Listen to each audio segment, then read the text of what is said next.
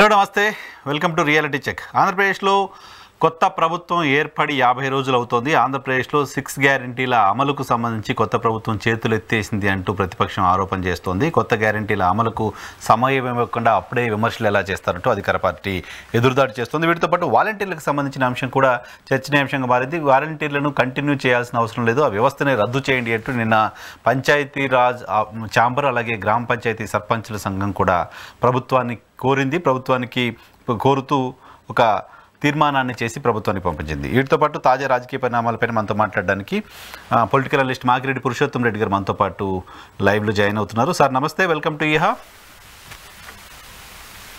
నమస్తే వైనర్ గారు. Yeah sir, ఏంటి ఆంధ్రప్రదేశ్లో 6 గ్యారంటీల అమలుకు సంబంధించి జరుగుతున్న రాజకీయ వివాదం? ప్రతిపక్షాలు అప్పుడే విమర్శలు చేస్తున్నాయి, టైం అయిపోయింది, ఇంకా టైం అయిపోతోంది, ఇప్పటివరకు అమలు చేయట్లేదు, ఇంకా చేతులు ఎత్తేసారు అని. అటువంటి ఇంప్రెషన్ ఉందా, అటువంటి పరిస్థితి ఉందా నిజంగా? వైనర్ గారు, మీకు గుర్తుంటే మీరే అనుకుంటాను నాతోనే ఒక ఇంటర్వ్యూ చేశారు ఎలక్షన్ మేనిఫెస్టో పైన. ఈ 6 గ్యారెంటీలు కాదు కానీ ఎన్నికల్లో తెలుగుదేశం పార్టీ ఇచ్చిన హామీలు అమలు సాధ్యమా అనే దానిపైన మనమే ఫస్ట్ చేశాము. అది రిపీట్ చేస్తే సరిపోతుంది, అంతకు మించిన కారణాలు ఏమీ లేవు. బేసిక్ గా ఆంధ్రప్రదేశ్ యొక్క బడ్జెట్ కెపాసిటీ 1,99,000 కోట్లు.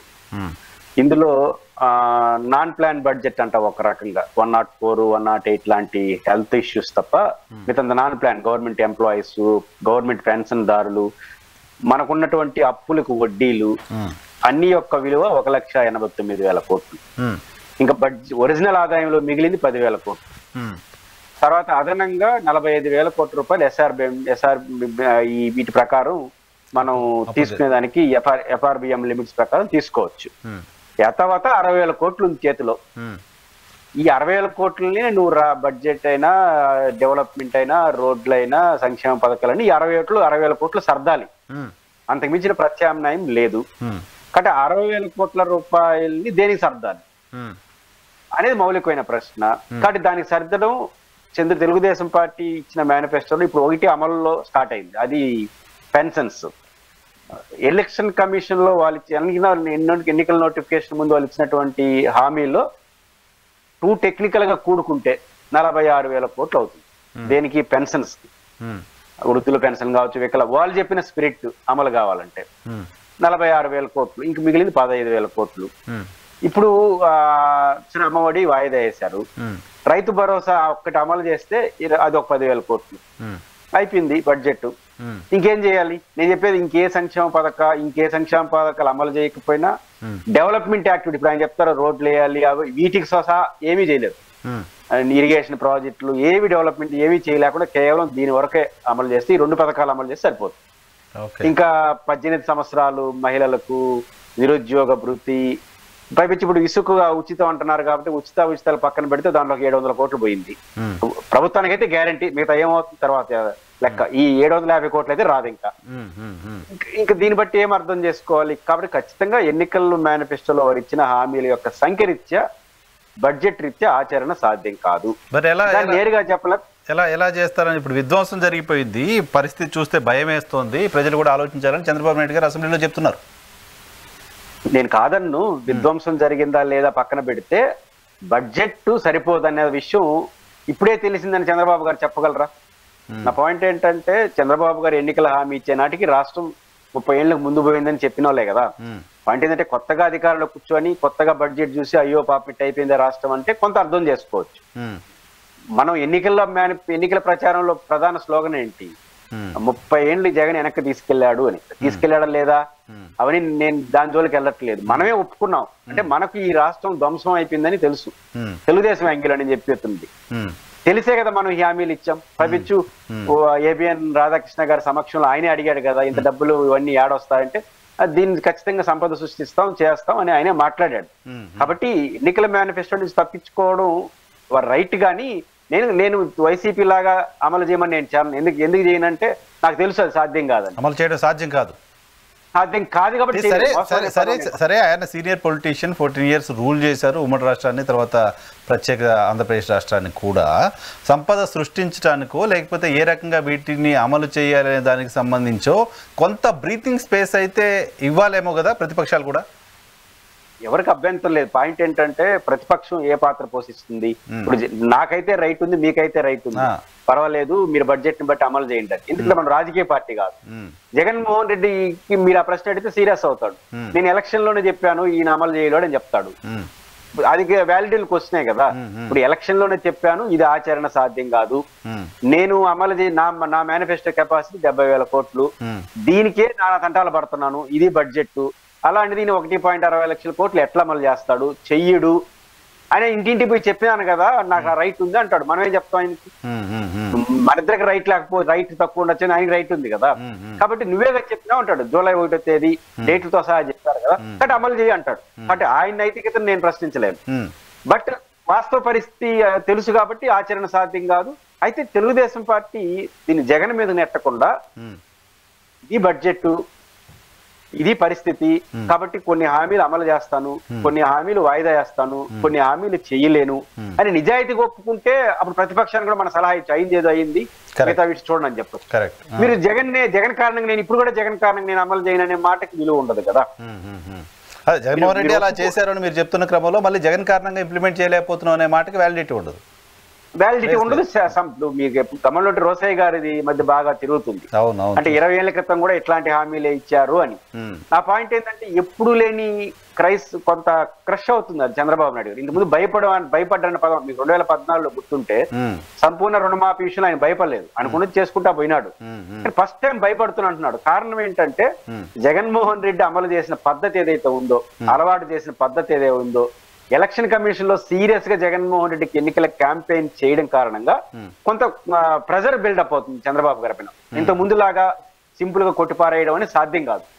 అంటే ఎందుకంటే జగన్మోహన్ రెడ్డి కొన్ని అలవాటు చేశాడు కదా, ఎట్లా ఇంప్లిమెంట్ చేయాలి, ఎట్లా పోవాలి, ఇంటింటికి పోవాలి, వాలంటీ ఇవన్నీ ప్రజలకి నేర్పించాడు. ఇప్పుడు పైపించి దాన్ని ఇంకా బాగా చేస్తానని మనం చెప్పినాం. అందుకని ప్రెజర్ బిల్డప్ అవుతుంది. అది ప్రెజర్ బిల్డప్ అవుతుంది. జగన్మోహన్ రెడ్డి దాన్ని ఖచ్చితంగా క్రష్ చేస్తాడు. అది రాజకీయంగా ఎదుర్కోవాల్సింది, ఆయనకి తప్పదు, ఇంకో మార్గం లేదు. సో కేంద్రంలో అధికారంలో ఉన్న పార్టీ భారతీయ జనతా పార్టీ కూడా ఆంధ్రప్రదేశ్లో భాగస్వామిగా ఉంది, ఆంధ్రప్రదేశ్ రాష్ట్రంలో ప్రభుత్వంలో. సో కేంద్రం సహకారం, కేంద్రం నుంచి నిధులు రావడం ఇవన్నీ కూడా కొంత రాష్ట్ర ప్రభుత్వానికి వెసులుబాటు కల్పించే పరిస్థితి ఉండదా?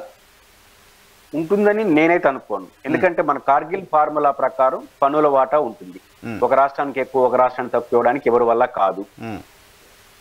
ఎఫ్ఆర్బిఎం లిమిట్స్ కు సంబంధించి కూడా ఒక పరిమితి ఉంటుంది. ఆ పరిమితి మేరకే అప్పులు ఇప్పుడు మన రాష్ట్ర ప్రభుత్వం ఎఫ్ఆర్బిఎం లిమిట్స్ దాటి ఒక 5% ఇచ్చారు అనుకోండి ఏపీకి, తెలంగాణలో అడిగితే ఇవ్వద్దని ఎట్లా చెప్తావు? ఇది ఒక సమస్య వస్తుంది. రెండో పాయింట్, ఏదైనా చేయదలుచుకుంటే ఎక్స్ట్రాడినరీగా ఇప్పుడు మా అమరావతికి 15,000 కోట్ల రూపాయలు ప్రపంచ బ్యాంక్ లోను, వీటికి కూడా కొంత మేరకే పరిమితి. అప్పుడు ఇంకో రాష్ట్రం మాకు కూడా అటు చేయండి అని అనుకోండి, ఇక తప్పదు. కాబట్టి ఏదైనా ఉంటే నేషనల్ హైవేస్ విస్తరించడం, ఏదైనా ఒక ఇన్స్టిట్యూషన్ ఆంధ్రప్రదేశ్కి ఇవ్వడం, ఇవి ఫేవర్ చేయగలరే తప్ప మనీ విషయంలో మాత్రం ఒక రాష్ట్రానికి ఎక్కువ చేయడానికి సాధ్యము కాదు. అది ఇవ్వలేరు కూడా అనేది నాకున్న. కాబట్టి అంటే మన మిత్రపక్షంగా ఒక ఫ్యాక్టరీ అదనంగా ఇవ్వచ్చు, ఒక కంపెనీ అదనంగా. అట్లా కాదుగా, ఆంధ్రప్రదేశ్కి ఒక స్పెషల్ ప్రివిలేజ్ ఉంది తెచ్చుకోవడానికి కదా. ఆంధ్రప్రదేశ్కి ఒక బాధిత రాష్ట్రంగా ఉంది, రాష్ట్రం విడిపోయింది, ఆంధ్రప్రదేశ్ లోటు బడ్జెట్తో ఉన్న రాష్ట్రంగా ఉంది. ప్రత్యేక హోదా అన్నారు, ఇవ్వలేదు. సరే ప్యాకేజ్ అన్నారు, అది కూడా రాలేదు. ఆ ప్యాకేజ్ రూపంలోనో హోదాకి ఆల్టర్నేటివ్గానో ఫండ్స్ తెచ్చుకునే అవకాశం ఎందుకు కనపడట్లేదు? అంటే ఒకటి ఇక్కడ తెలుగుదేశం పార్టీ తప్పు చేస్తా ఉండే పాయింట్ ఏంటంటే, ఇప్పుడు అమరావతి రాజధానికి 15,000 కోట్ల రూపాయలు ఏదైతే ప్రపంచ బ్యాంక్ నిధులు తీసుకొస్తున్నారో అక్కడ తప్పు జరుగుతా ఉంది. నిజానికి ఇక్కడ మీ పాయింట్ కరెక్ట్. ఏది, ఒక రాష్ట్రానికి ఒక ప్రత్యేకత ఉంది కదా, బైఫర్కేషన్ యాక్ట్ అనేది ఎట్లా అమలు చేయించుకోవాలి. ఉదాహరణకు రాజధానికి సంబంధించి విభజన చట్టంలో ఒక స్పష్టత ఉంది. అదేంటి, మౌలిక వసతుల కల్పన, assembly, secretariat, Raj Bhavan and high court బిల్డింగ్లకి కేంద్రం డబ్బులు ఇవ్వాలని. ఎంత ఇవ్వాలని కూడా లేదు, 1000 కోట్లు అడిగితే 100 కోట్లు ఇవ్వచ్చు. అయితే ఇక్కడ నిజంగా వీళ్ళకి సంబంధాలు బాగుంటే ఏం చేయొచ్చు, వాటికయ్యే ఫుల్ డబ్బులు తెచ్చుకోవచ్చు. ఇప్పుడు మౌలిక వసతుల కల్పన 50,000 కోట్లు అంటున్నారు, కనీసం 5,000 కోట్లు 6,000 కోట్లు మీరు ఎంత అంటే అంత ఇవ్వచ్చు. యాక్ట్ లో ప్రొవిజన్ ఉంది కాబట్టి ఇవి ముందు తెచ్చుకోవచ్చు. దీన్ని వదిలేసి వాళ్ళు అప్పులకు పోతున్నారు. ఇది ఆశ్చర్యకరంగా వేస్తాం. మీకు ఏదైనా రాష్ట్ర ప్రభుత్వం కేంద్రంతో అనుబంధాన్ని ఉపయోగించుకొని ఫేవర్ చేసుకోదలుచుకుంటే పోలవరంకి అడ్వాన్స్ గా డబ్బులు తెచ్చుకోవడం, రాయలసీమ ఉత్తరాంధ్ర ప్యాకేజీకి డబ్బులు తెచ్చుకోవడం, మరియు రాజధాని నిధులకు సంబంధించి కార్యాలయ డబ్బులు తెచ్చుకుంటే పని స్టార్ట్ అవుతుంది. ఆ రకంగా ఎసులుబాటు విభజన చట్టం ద్వారా తెచ్చుకోవాలే తప్ప దాన్ని వదిలేసి వేరే మార్గం వెళ్తున్నారు వీళ్ళు. అది ఇక్కడ విచిత్రంగా అప్పుల కోసం వెళ్ళడం వల్ల ఇంకా భారం పెరుగుతుంది కదా రాష్ట్రంపై. భారం పెరగడం చాలా ప్రమాదం కూడా. 15,000 కోట్ల రూపాయలు ఇప్పుడు తేలిపోయింది కదా, అది అప్పు అనే విషయంలో ఇనానమస్ అభిప్రాయం. 7,000 కోట్లు ఎంతో కేంద్రం గ్రాంట్ అంటున్నారు కదా, రిమైనింగ్ అప్పు అంటున్నారు కదా. ఏది 15,000 కోట్ల? 15,000 కోట్లు ప్రపంచ బ్యాంక్ అప్పే, దాంట్లో డౌట్ ఏం లేదు. కాకపోతే మీరు కడతారా మేము కడతాం అనే దానికి పంచాయతీ ఉంది. దానికి కూడా నాకున్న అనుమానం, ఎందుకంటే మీరు ఎందుకు అంటున్నానంటే ఆంధ్రప్రదేశ్ నెత్తినే భారం పడబోతుంది అనేది ఎందుకు అంటున్నానంటే, మీకు బడ్జెట్ చూడండి, కేంద్ర బడ్జెట్ 46 లక్షల కోట్ల రూపాయల బడ్జెట్. దీంట్లో 16 లక్షల కోట్ల రూపాయలు అప్పులు. పురంధేశ్వర్ గారు ఒక స్టేట్మెంట్ ఇచ్చారు, అప్పే వాళ్ళు తెచ్చుకుని మనకి ఇస్తారంటున్నారు ఆమె. మొన్న టీవీలో మాట్లాడుతూ విన్నాను. నా పాయింట్ ఏంటంటే 16 లక్షల కోట్లు అప్పు చేస్తున్నారు కదా, దాంట్లో ప్రపంచ బ్యాంక్ అప్పులు కూడా ఉంటాయి. మళ్ళీ ఆ 16 లక్షల కోట్లు ఇవ్వచ్చు కదా మనకు, వాళ్ళకి భరించేటువంటి. ఎందుకు అప్పు చేస్తున్నారంటే ఖాతా మన ఉంటుంది, వాళ్ళ దయా మన ప్రాప్తం. 30 ఏళ్ల పాటు ఇది షూరిటీ కేంద్రం. ఈ 30 షూరిటీ అనేది నాట్ ఓన్లీ షూరిటీ కూడా పెద్ద అబద్ధం అయినారు కదా. పాయింట్ ఏంటంటే ఈ 45,000 కోట్లు ఎఫ్ఐఆర్ లిమిట్స్ లో ఇస్తారు కదా, దానికి కూడా షూరిటీ వాళ్ళే. మస్ట్ అండ్ షుడ్ విదేశాల నుంచి అప్పు తెచ్చుకోవాలంటే ఖచ్చితంగా కేంద్రం ఎందుకు మనం ఈపోతే వాళ్ళు ఇస్తామని షూరిటీ, దాని మించి ఏం లాజిక్ లేదు. అంటే మనకు వచ్చే ఆదాయాన్ని అది కట్ చేస్తారు, ఇంకా వాళ్ళు ఇస్తారంటే వాళ్ళ ఖాతాలో ఇవ్వరు. కాబట్టి ఇప్పుడు రేపు ఏమవుతుంది, ఇది 30 సంవత్సరాల లోన్. ఇది 35 సంవత్సరాల లోన్కి మనం కేంద్రానికి అల్లూరు చేస్తాం కదా, సంవత్సరానికి 3,000 కోట్లు కట్టాల్సి వస్తుంది అటు ఇటుగా. ఇట్లా కట్టుకుంటా దీన్ని 2 ఏళ్లు కడతారు కేంద్ర ప్రభుత్వం ఒత్తిడి చేస్తే, 3వ సంవత్సరం కట్టకపోతే మన ఎత్తిన పడుతుందా? అంటే 30 ఏళ్ళు వాళ్ళ దయా మన ప్రాప్తంలాగా భరించాలి. అదే నిజంగా పురంధేశ్వర్ గారు చెప్పినట్టు కేంద్రం అనుకుంటే మీరు కేంద్రం పేరు తప్పు తీసుకురండి, ఏపీ ఖాతా ఎందుకు పెడతారు దాన్ని? కాబట్టి ఇది ఏపీ ఖాతా మీద కేంద్రం దయ మన ప్రాప్తంగా మారుతుంది. ఓకే, మీకు కనపడుతున్న ఆప్షన్స్ ఏంటి? కేంద్రం దగ్గర నుంచి ఆంధ్రప్రదేశ్కు కావలసిన ఫండ్స్ లేకపోతే ఇన్స్టిట్యూషన్స్ తీసుకురావడానికి సంబంధించిన రూట్ ఏంటి కనపడుతోంది? ఇతర రాష్ట్రాలు ఇబ్బంది పెట్టకుండా చట్టం వెలుగులో తీసుకురావడానికి ఉన్న అవకాశాలు నేను ముందు ప్రస్తావంటూ, రాజధానిలో కార్యాలయాల నిర్మాణానికి డబ్బు అది కూడా 10-20 కోట్లు తెచ్చుకోవచ్చు, తక్కువేం కాదు. పోలవరానికి అడాక్ అమౌంట్ అంటారు. మీ గమనంలో ఉంటే జగన్మోహన్ రెడ్డి గారు ముఖ్యమంత్రిగా ఉన్నప్పుడు లాస్ట్ ఇయర్ జూన్ లో 12,125 కోట్ల రూపాయలు అడాక్ అమౌంట్ కి కేబినెట్ ఆమోదించింది. అయితే రేపు అది నిర్మాణం స్టార్ట్ చేస్తే ఇస్తారు. ఇప్పుడు డయాఫ్రామ్ వాళ్ళు తేలకుండా అది ఈదు కాబట్టి అది తెచ్చుకోవచ్చు. ఉత్తరాంధ్ర రాయలసీమకు ప్యాకేజ్ అనేది చట్టబద్ధంగా ఉంది, దాని ప్రకారం ఇది ఒక 15,000 కోట్లు అది తెచ్చుకోవచ్చు. ఇది మాత్రమే కేంద్ర ప్రభుత్వం నుంచి డబ్బుల రూపంలో తీసుకునేదానికి అవకాశం ఉంటుంది. లేకపోతే ఇట్లా 15,000 కోట్ల రూపాయలు అమరావతి ప్రాజెక్టుకి ఎట్లాంటి అప్పులు తీసుకురావాల్సిందే తప్ప డైరెక్ట్ గా కేంద్రం నుంచి డబ్బులు నేరుగా తీసుకునేదానికి స్కోప్ అయితే ఉండదు. ఓకే, ఇప్పుడు ఆంధ్రప్రదేశ్లో వాలంటీర్లకు సంబంధించిన అంశం కూడా మనం చాలాసార్లు మాట్లాడుకున్నాం. వాలంటీర్లు ఆంధ్రప్రదేశ్లో ఉంటారా ఉండరా, జీతాలు, వాళ్ళ అవసరాలు, వాళ్ళు సంఘ విద్రోహ శక్తులు, ఇటువంటి చర్చ చాలా సందర్భాల్లో చూసాం. అయితే అటువైపు కూటమి చెప్పిన మాట 10,000 జీతంతో వాలంటీర్లను కంటిన్యూ చేస్తామని. సో ఇప్పుడు నిన్న రాజేంద్ర ప్రసాద్ గారు తెలుగుదేశం పార్టీ నుంచి ఎమ్మెల్సీగా పనిచేశారు, ఆ పార్టీ ముఖ్య నాయకుడు, ఆయన సర్పంచుల సంఘానికి అధ్యక్షులుగా ఉన్నారు. సో ఆయన నేతృత్వంలోని ఆ సంఘం ఒక తీర్మానం చేసి రాష్ట్ర ప్రభుత్వానికి పంపించింది, వాలంటీర్ వ్యవస్థని రద్దు చేయండి అని. అది చాలా ఆశ్చర్యకరం. ఎంత టెక్నికల్ గా చేశారంటే వీళ్ళు తమాషగా, రాజేంద్ర ప్రసాద్ గారు మొదటి నుంచి పంచాయతీ హక్కుల కోసం పోరాడిన వ్యక్తి కాదన్ను. బట్ రాజేంద్ర ప్రసాద్ గారు ఇప్పుడు ఇస్తే గౌరవం లేదు, ఎన్నికల మేనిఫెస్టో లెటర్ ఇచ్చి ఉండాలి. ఇది కరెక్ట్ కాదండి, మీరు జగన్మోహన్ రెడ్డి తప్పు చేసినాడు అనుకుంటే మరి 10,000 ఇచ్చి మీరు ఇంకా ప్రోత్సహిస్తున్నారు ఎందుకు? ఇప్పుడు వాళ్ళ వాదన ఏంటి? దాన్ని మొత్తం చదివితే మీకు అర్థమైంది. పంచాయతీలకి ఆల్టర్నేటివ్ గా తయారు చేశారు, ఇది పంచాయతీల హక్కులు అరీచ్ చేస్తున్నారు, ఇది కదా కాన్సెప్ట్. ఇది కరెక్టే టెక్నికల్ గా మీరు మాట్లాడేది. నా పాయింట్ ఏంటంటే ఎన్నికల మేనిఫెస్టో నేను తెలుగుదేశం పార్టీ నాయకుడు కదా, ఏమైనా బయట గ్రామ సర్పంచుల నాయకుడా, ఒరిజినల్ గా తెలుగుదేశం ఎమ్మెల్సీ. ఎన్నికల మేనిఫెస్టో అప్పుడు పార్టీలకు ఇచ్చాం, మేము రాయలసీమ పేరుతో అన్ని పార్టీల అధ్యక్షులు లెటర్లు ఇచ్చినాం, ఈ మీ పార్టీ మేనిఫెస్టో చేర్చండి. మీరు కూడా అన్ని పార్టీలు లెటర్ ఇచ్చుండొచ్చు, వాలంటీర్ల సిస్టమ్ రద్దు చేయండి, ఆ 10,000 రూపాయలు ఇవ్వడం కరెక్ట్ కాదు, ఆయన 5,000 ఇస్తాను తప్పు అంటాడు, నువ్వు 10,000 ఇస్తానంటే ఆ రోజు ఇచ్చుంటే విలువ ఉంటుంది. ఈ రోజు ఇవ్వడం లాజిక్ ఏంటంటే దాన్ని ఎత్తే అని చెప్పడానికి ఒక అధికారిక హోదా.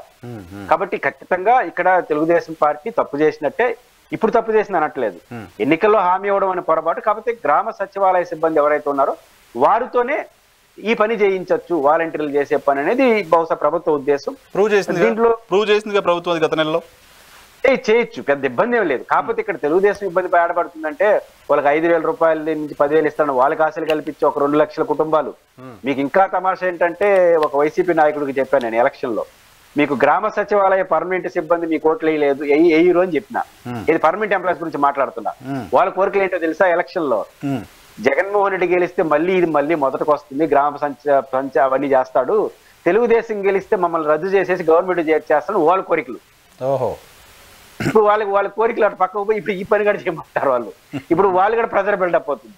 అంటే ఇక్కడ జగన్ ఉంటే కనీసం మమ్మల్ని ఏడనా పెట్టాడు, ఇప్పుడు ఈయనకి ఓట్లు వేసిన దానికి గ్రామ సచివాలయ ఓట్లు మానెత్తినేసినాడని వీళ్ళు బాధపడతారు. పొలిటికల్ సిచ్యువేషన్ ఇక్కడ. నా పాయింట్ ఏదో చేయించచ్చు, అది పెద్ద విషయం ఏం కాదు. కాబట్టి గ్రామ సచివాలయ సిబ్బంది నెగిటివ్ అవుతారు, ఎందుకంటే వాళ్ళకి భారం కదా. వాళ్ళ కోరిక కూటమి వాలంటీర్ వ్యవస్థను రద్దు చేస్తూ నిర్ణయం తీసుకునే పరిస్థితి ఉంటుందా? 100% రద్దు టెక్నికల్ గా చేస్తారో లేదో కానీ వాలంటీర్లు అయితే పెట్టుకుంటారని నేను అనుకోను. ఇప్పుడు ప్రతి రూపాయి మిగిల్చుకునే పనిలో ప్రభుత్వం ఉంది కాబట్టి ఆ రీత్యా చూసుకున్నా, రెండోది వాళ్ళందరూ తెలుగు వైసీపీలో నియమించిన వాళ్ళు కావడం అనేక కారణాల రీత్యా, ఆర్థిక భారం రీత్యా ఇంకేం వాళ్ళ మీద కోపం ఉంటుందని నేను అనుకోను. ఆర్థిక భారం గ్రామ సచివాలయ సిబ్బందితో ఆ పని చేయించవచ్చు. పెద్ద ఆర్థిక భారం కాదే మొత్తం సంవత్సరానికి ఎంత 400 కోట్లు 500 కోట్ల భారం, 2.5 లక్షల మంది పని చేయించుకోవడం అనేది ప్రభుత్వానికి పెద్ద బడ్డన్ కాదేమో కదా. అది ఇప్పుడు బడ్డన్ కాదంటే ఇప్పుడు మనకు కావాల్సింది 1,60,000 కోట్లు, ఉన్నది 60,000 కోట్లు. ఇప్పుడు ప్రతి రూపాయి ఖర్చే కదా. మీకు ఏదో దరిదాపుల్లో ఉంటే పర్వాలేదు 400 కోట్లు ప్రభుత్వానికి పెద్ద సమస్య అనొచ్చు. కానీ కాబట్టి ఉన్న డబ్బుతో అవసరాలతో పోల్చుకున్నప్పుడు ప్రతి రూపాయి ఇప్పుడు అవసరంగా ఏర్పడతా ఉంది కాబట్టి ఆ రీత్యా వాళ్ళు దాన్ని వదులుకుంటారని నేను అనుకుంటున్నాను. Right sir. ఏంటి మీ మదనపల్లి ఫైల్స్ గొడవ కాలిన గొడవ ఏంటి?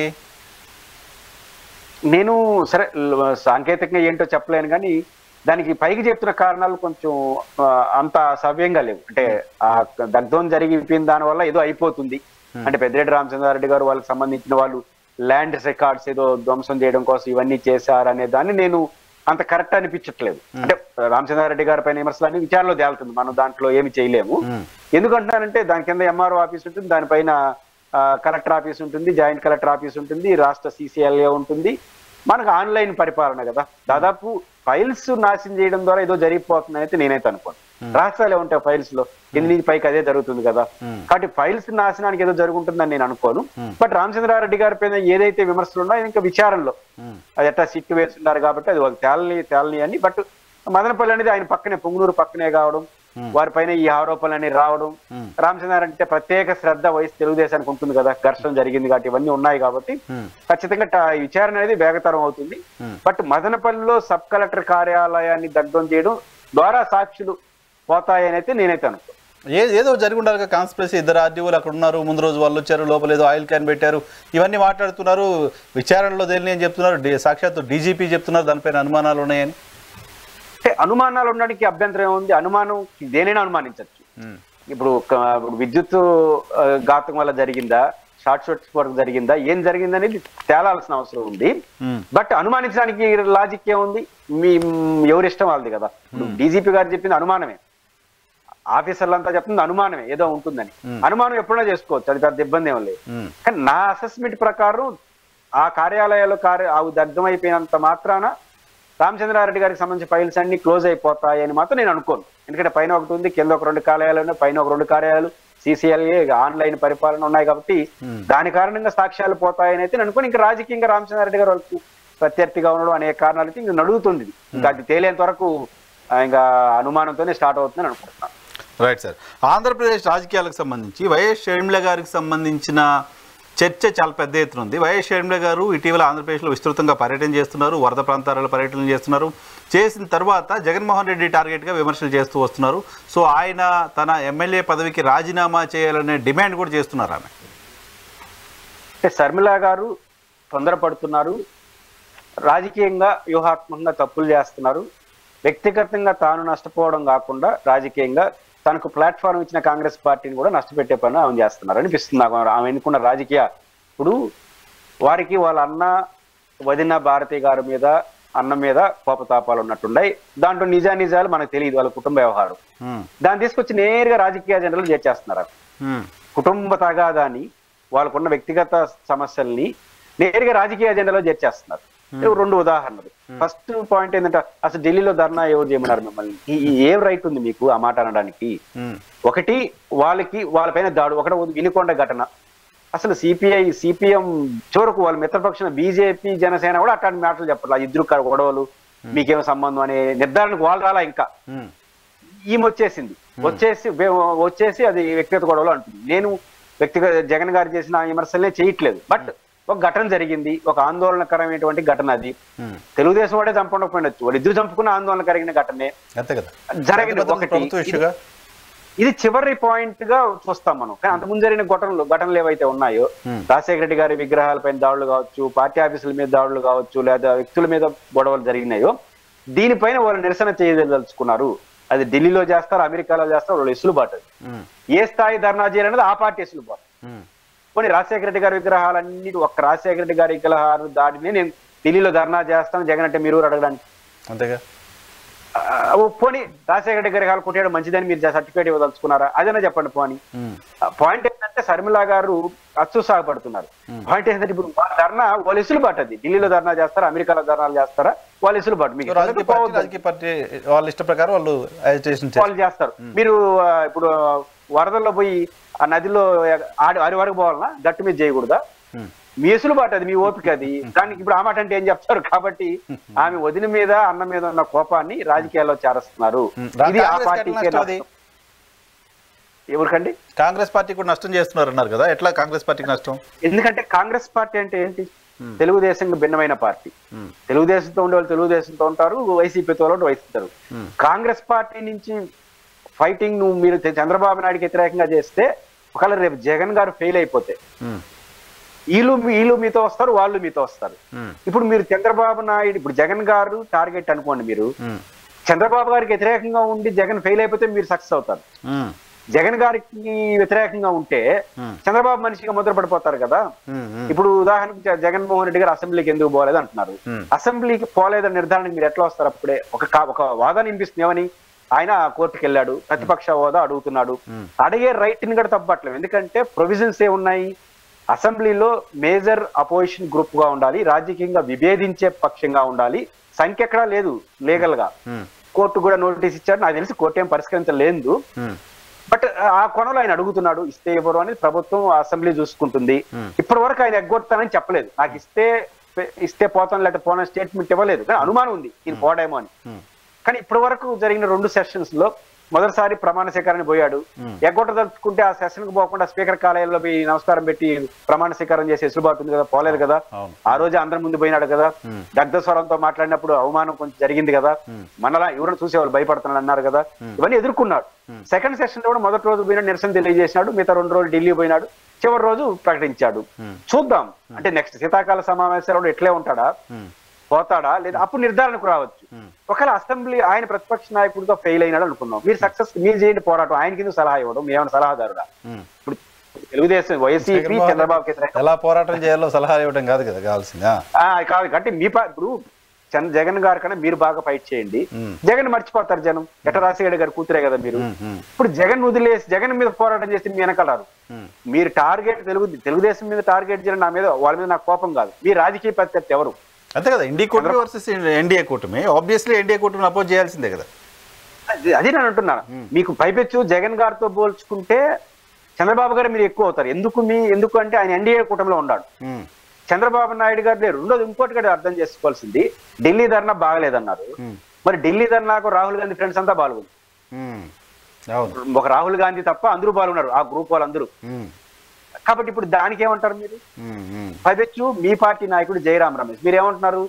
ప్రత్యేక హోదా విషయంలో చంద్రబాబుని జగన్ గారిని ఒక ఘాట్లో కట్టేస్తున్నారు. మీ పార్టీ సీనియర్ నాయకుడు జయరాం రమేష్ గారు ఏమంటున్నారు? వైఎస్ఆర్ కాంగ్రెస్ పార్టీ సూటిగా ప్రశ్నించింది, తెలుగుదేశం మౌనం వహించిందని మీ పార్టీ నాయకుడు ట్విట్టర్ లో పెట్టాడు. ఒక చిన్న అనుమానం ఉంది నాకు కరెక్ట్ ఆర్ రాంగ్, మీరు జర్నలిస్టులు చెప్పాలి. ఈ జయరాం రమేష్ గారు ఇట్లా ప్రకటించడం ఏది ట్విట్టర్ లో ఆయన పని కాదు. అది వైసీపీ వాళ్ళు కూడా గుర్తులే వాళ్ళ పాపం ఇట్లా ట్విట్టర్లు చేయడం, ఆయన గుర్తు చేసినాడు. 2 నాకు అనుమానం, ఢిల్లీ ధర్నాలో డిఎంకే పాల్గొనకపోవడం ద్వారా, యాక్చువల్గా డిఎంకే మంచి ఫ్రెండ్ జగన్మోహన్ రెడ్డి గారు, అట్లాంటి ఆయన పాల్గొనడం ద్వారా వ్యూహాత్మకంగా జగన్మోహన్ రెడ్డి ఢిల్లీ బీజేపీలకు ఒక సిగ్నల్, నా మార్గం నేను చూసుకుంటాననే సిగ్నల్ కాంగ్రెస్ కి ఇచ్చినట్టు అనిపిస్తుంది. రాహుల్ గాంధీ గారు కానీ శర్మిల లాగా శత్రుత్వం ఉంటే ఇలా ఎవ్వరు వచ్చుంటారు. చివరికి కేరళలో వచ్చేవాళ్ళు కాదు, కేరళలో దాజికి ఏంటో తెలుసా? కేరళలో ఉండేవాళ్ళు ఆయన గ్రూప్ ఆఫ్ పీపుల్ వచ్చేసినారు. ముస్లిం లీగ్ వాళ్ళందరూ ఆయన గ్రూప్ లో ఉన్నారు, ఎల్డిఎఫ్ లో. వీళ్ళందరూ వచ్చినారంటే కాంగ్రెస్ కొంచెం దగ్గర అవుతున్నారంటే కంగారు ఏమైనా ఉందా శర్మిలా గారికి, అన్న దగ్గర అయిపోతే ఇబ్బంది అనుకుంటా ఉందా, నాకు అసలు అర్థం కాల ఆ లాజిక్. అందుకని కంగారు పడిపోతాం. మళ్ళీ ముఖ్యంగా ఢిల్లీ పర్యటన తర్వాత ఎక్కువ అయిపోయినారు. అంటే కాంగ్రెస్ కు దగ్గరగా ఆయన దగ్గర అయిపోతే నన్ను వదిలేస్తారు అనుకున్నారు, నాకు తెలియదు. కానీ మొత్తం మీద ఆయన అన్నా వదిన్ని తిరిగితే ఆమె ఏమీ సాధించలేదు. చంద్రబాబు నాయుడు గారిని టార్గెట్ చేసి పర్ఫెక్ట్ గా రాజకీయాలు చేసి మీ అన్న గాని విఫలం అయిపోతే ఆ స్థానాన్ని మీరు ఆక్రమిస్తారు. అన్నని తిరిగితే మీరు గారు, అన్నకన్నా బెటర్ గా పోరాడితే అవుతారని గమనంలో పెట్టుకోవాలి. ఒకవేళ ఇండి కూటమి వైపు జగన్మోహన్ రెడ్డి గారు వెళ్తే షర్మిల గారి పరిస్థితి ఎలా ఉండొచ్చు? ఇండియా కూటమిలో పోవడానికి బహుశా ఒప్పుకోకపోవచ్చు. రీజనల్ పార్టీలు లోకల్ ఇష్యూస్, ఇప్పుడు అంతకుముందు తృణమూల్ కాంగ్రెస్ వెస్ట్ బెంగాల్లో ఉన్నప్పుడు అప్పుడు సిపిఎం వద్దు అంటే కూడా సెంట్రల్ కాంగ్రెస్ పార్టీ అక్కడ తృణమూల్తో పొత్తు ఉండాలి అని చెప్పేది, పొత్తు పెట్టుకునేవారు. ఇప్పుడు కేరళలో కూడా అదే పరిస్థితి, ఈవెన్ బీహార్ లాంటి చోట్ల కూడా అదే పరిస్థితి. రీజనల్ పార్టీ లోకల్ పార్టీలు వద్దంటున్నప్పటికీ జాతీయ పార్టీ నిర్ణయం తీసుకుంటే రావాల్సిందే కదా. ఉత్తరప్రదేశ్లో కూడా చూసాం. శర్మిలా గారికి రెండే ఆప్షన్స్. ఒకటి జగన్మోహన్ రెడ్డి దగ్గర అయితే సింపుల్ గా మా అన్న అన్ని తప్పులు అన్ని తెలుసుకునేసి మా దగ్గరికి వచ్చినాడు, సంతోషంగా అన్నా చెల్లెలు కలిసి పనిచేస్తామని చెప్పొచ్చు. ఇష్టం లేకపోతే రాజకీయ నిష్క్రమణ కాంగ్రెస్ నుంచి చేయడం తప్ప చేయగలిగింది ఏం లేదు. ఎందుకంటే జగన్ గారు రావాలని అనుకొని వాళ్ళు తీసుకోవాలనుకున్న తర్వాత ఇంకా ఆ మాట అన్నట్టేగా. అంతేగా, వినకపోతే ఇంకేం చేస్తుంది? వచ్చి సార్లు ఇంక మన కొద్దులే గొడవ ఎందుకు అనుకొని ఇంకెందుకు మన కర్మ అనుకుంటే ఆల్రెడీ కలిసి పనిచేసాం, కాంగ్రెస్ రాలేదు కాబట్టి ఇన్ని రోజులు నాకు కోపం ఉండింది, వచ్చేసినాడు కాబట్టి అన్నా చెల్లెలు కలిసి పనిచేస్తాం అంటుంది. పోయింది ఏముంది? Simple logic. బీజేపీతో ఉన్న అనుమానంతో తిట్టాను, ఇప్పుడు ఏకంగా మాతో వచ్చేసాడు కాబట్టి మేము అందరూ అన్నదమ్ముండే అని చెప్తాం. పోయింది ఏముంది? సో అప్పుడు కూడా అన్న మీద వదిన మీద కోపం అయితే పోదు కదా. కోపం ఉంటే పొలిటికల్ లైన్ లో మాట్లాడుతున్న దానికంటే పర్సనల్ లైన్ లో ఎక్కువ మాట్లాడుతున్నప్పుడు కాంగ్రెస్ పార్టీకి ఆయన వస్తే మాత్రం యాక్సెప్ట్ చేసి మా అన్న అనుకునే పరిస్థితి ఉంటుందా? యాక్సెప్ట్ చేయకుండా ఆపగలిగితే ఆమె ఖచ్చితంగా ఆమె ఉంటుంది. యాక్సెప్ట్ చేయకుండా కూడా తీసుకున్నారంటే ఇంకా నువ్వు వద్దనుకున్నట్టే కదా కాంగ్రెస్ పార్టీ. అప్పుడు ఆమె దారేంటి? ఆప్షన్ నిష్క్రమణ, రాజకీయ నిష్క్రమణ చేయడం తప్ప ఇంకేం చేయగలం పాప. ఎందుకంటే కలిసి కాంగ్రెస్ లో ఉండాలనుకుంటే ఖచ్చితంగా యాక్సెప్ట్ చేయాలి. చేయగలిగింది ఏమీ లేదు. యాక్సెప్ట్ చేయడానికి కూడా మంచి అవకాశం ఉంది. ఒకవేళ అన్న వదిలిపోయిన కోపం ఇట్లా పెట్టుకుంటే రాజకీయాల్లో సక్సెస్ గారు ఎవరు? వదిలి అయిపోయింది అనుకుంటే సింపుల్ గా కొట్టిపారచ్చు. అన్న మన దగ్గరకు వచ్చేప్పుడు నేను ఎందుకు పని చేయకూడదు అన్నతో అంటే ఇంకా అయిపోయింది, అడిగి ఎవరు బాధపడతారు. అయితే ఇక్కడ షర్మిల గారు ఆయన ఎమ్మెల్యే పదవికి రాజీనామా చేయాలనే ప్రస్తావన తీసుకురావడం కూడా ఢిల్లీలో ధర్నా చేయాలా వద్దా అనే ఇష్యూ అసెంబ్లీ జరుగుతున్న టైంలో అసెంబ్లీలో మాట్లాడుకుంటే ఢిల్లీకి వెళ్ళడం ఏంటి? సో ఇది అహంకారం కదా. మీకోసం మీకు ఓట్లు వేసిన ప్రజలకు, ఆ ప్రజలంతా మీరు అసెంబ్లీలో మాట్లాడాలని కోరుకుంటారు, వాళ్ళ సమస్యలు ప్రస్తావించాలని కోరుకుంటారు. మీరు అసెంబ్లీకి వెళ్లకుండా అసెంబ్లీ బైకాట్ చేసి ఎక్కడికో ఢిల్లీకి వెళ్ళడం అంటే ఆ ప్రజలకు కూడా మోసం చేసినట్టు కదా అనే పాయింట్ రేజ్ చేస్తున్నారు. నేను అనుకుంటుంది అది అంటే అన్న వదిన మీద కోపంతో మాట్లాడినట్టు నేను ఎందుకు అంటానంటే ఈ పాయింట్ ఆఫ్ వ్యూలో జగన్మోహన్ రెడ్డి గారు గతంలో పాదయాత్ర చేసేప్పుడు అసెంబ్లీ ఎగ్గొట్టాడు. అన్న అది తప్ప నన్ను ఆ రోజు ఎందుకు చెప్పలేదు? ఆ రోజు కలిసి పనిచేసి ఆయన గెలిపించి 16 నెలలు 2 ఏళ్ళు అసెంబ్లీని ఎగ్గొట్టే పాదయాత్ర చేసింది ఆయన. అసెంబ్లీ వారు ఎట్లా 67 మంది శాసనసభ్యులు అందరితో కలిసి బయటకు వచ్చారు, ఎగ్గొట్టిచ్చాడు. ఇప్పుడు మీరు వాళ్ళన్న గుర్తుండొచ్చు కదా, మీరు ఒకరే తిరిగి ఉండొచ్చు కదా.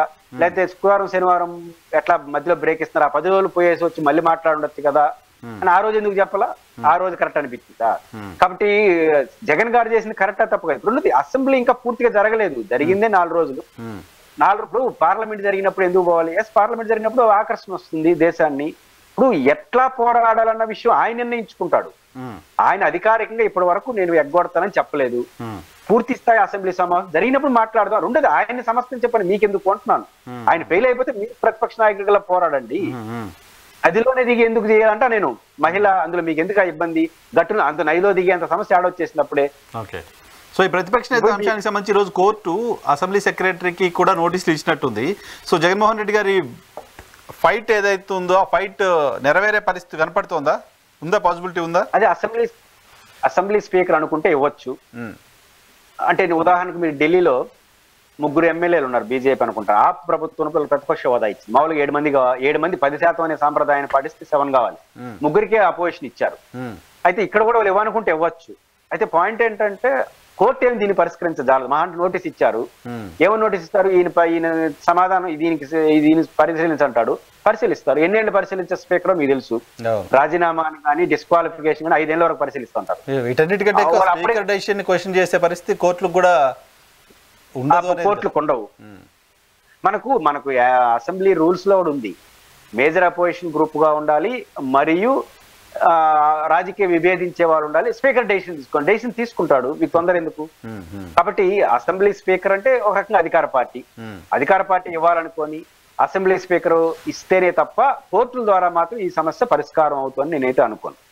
Right sir thank you very much మా కోసం సమయం కేటాయించినందుకు. ఇది 6 గ్యారంటీల అమలుకు సంబంధించి సమయం తీసుకోవడం కంటే కూడా వాటిని అమలు చేయడం అనేది ఆంధ్రప్రదేశ్ బడ్జెట్ పాయింట్ ఆఫ్ వ్యూలో చూస్తే ఖచ్చితంగా సాధ్యమయ్యే పని కాదు అనేది పురుషోత్తం రెడ్డి గారు చెప్తున్నమాట. ఇది వాళ్ళ రియల్ చెక్. రేపు షోలో మళ్ళీ కలుద్దాం. చూస్తూనే ఉండండి.